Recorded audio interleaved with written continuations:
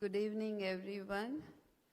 I'm really humbled to be here today in front of all the senior doctors here. It's a privilege to be here today.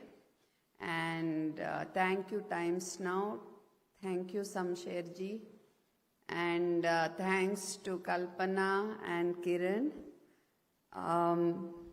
Now, this is a topic I chose to speak today, actually.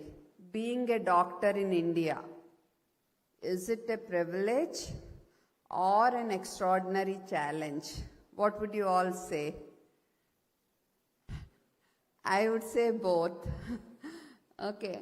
So, we all know that we navigate one of the most diverse of healthcare landscapes, balancing immense patient loads with the same compassion, patience, and resilience.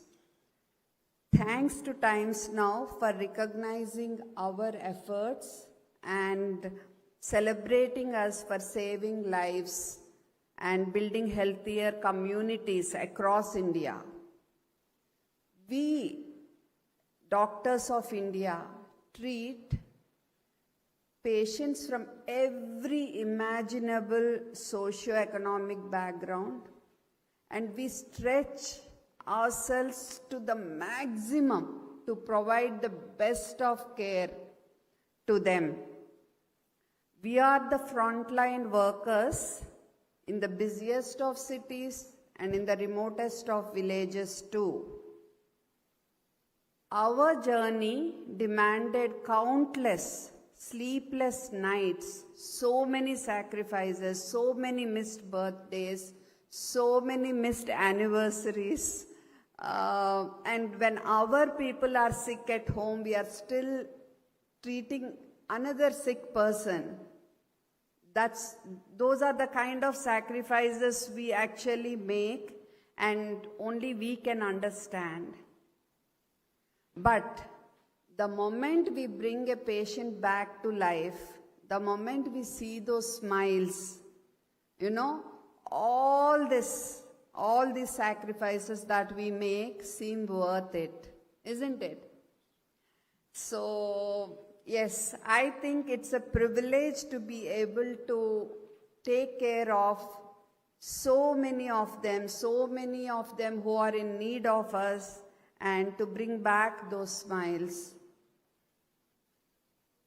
We are able to deliver the state-of-art care.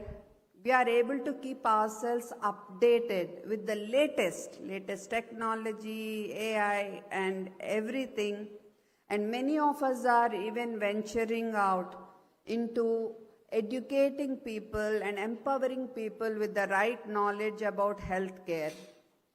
And no matter what, how much ever AI is here, it can only complement us. It cannot replace the human touch. It cannot replace clinical acumen, and it cannot replace our genuine empathy that we have towards our patients. So it can only complement, it cannot replace us. And we should be proud of being doctors. Doctors in India used to be viewed with deep reverence.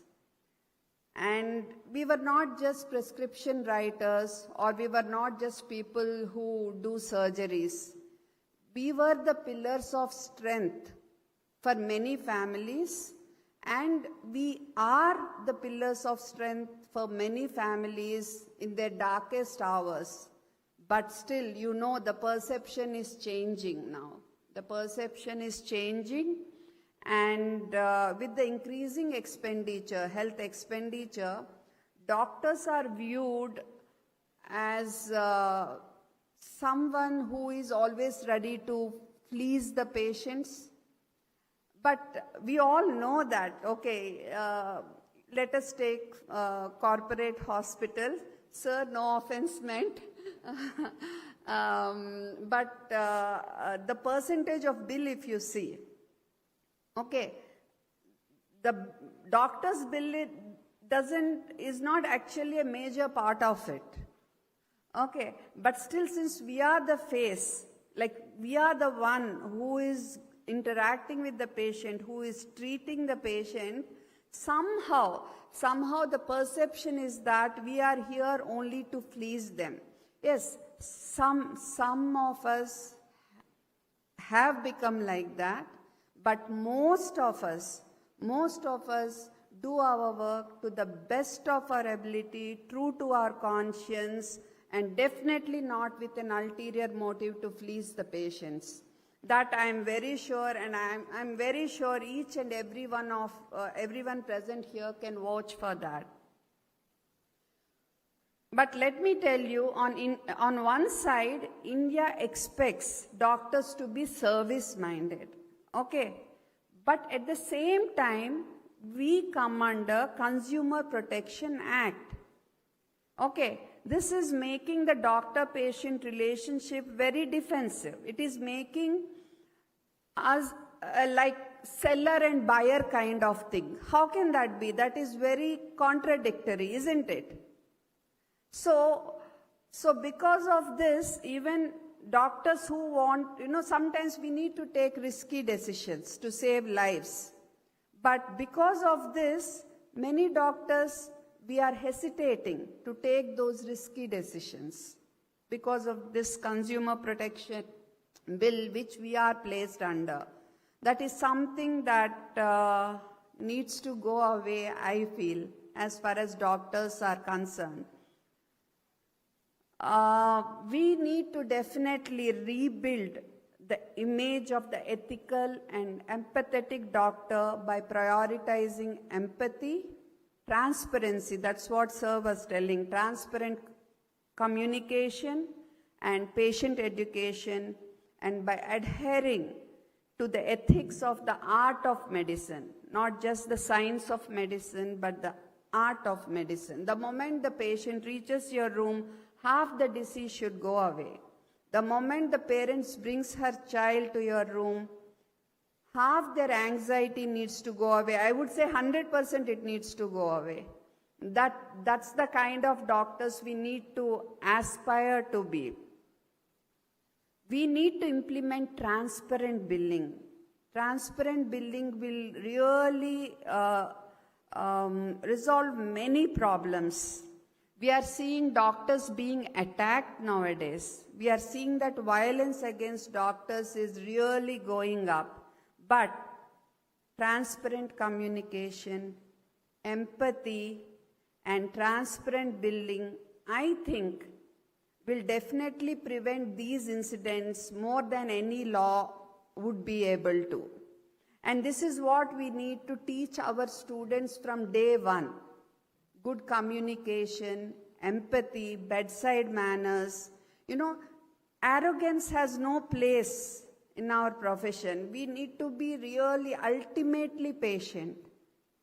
And public infrastructure definitely needs to be strengthened to provide equitable health care to all. So one of our ethics is justice, right? And for that, we definitely need public infrastructure to be better. And let us not compromise on any of the ethics, be it autonomy, be it beneficence, non-maleficence, or justice. And the 3 C's: consent, confidentiality, and capacity. Okay, so let us continue to wear our work with pride, uphold the highest ethical standards, and treat our people with the same relentless passion that brought us into this profession. Media can help by acknowledging our sacrifices, long hours, and the very low pay that the vast majority of medical professionals endure. So, I would say it's a privilege to be a doctor in this great country, And it is a privilege to be able to make a difference to so many lives, but it is extraordinarily challenging to live up to the expectations of the society. It is extraordinarily challenging to make people understand that we are not here to please them but cure them. And it is an extraordinary challenge to protect ourselves from the unexpected violence which may be unleashed on us. That's one more thing. An extraordinary challenge to take up, to take risks, to save lives, especially being under the Consumer Protection Act. So, dear doctors, thank you for your tireless services, your courage, and the lives you protect every single day. Lots of love and respect. Thank you. Thank you so much, ma'am. Ma'am, I would request if you can please stay back on the stage. I would request Ms. Kalpana to please join me on the stage. Once again, a round of applause, ladies and gentlemen, please.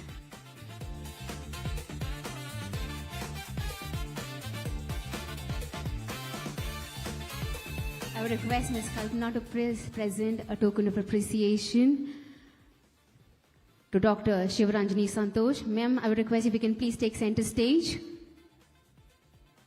A round of applause, ladies and gentlemen, please.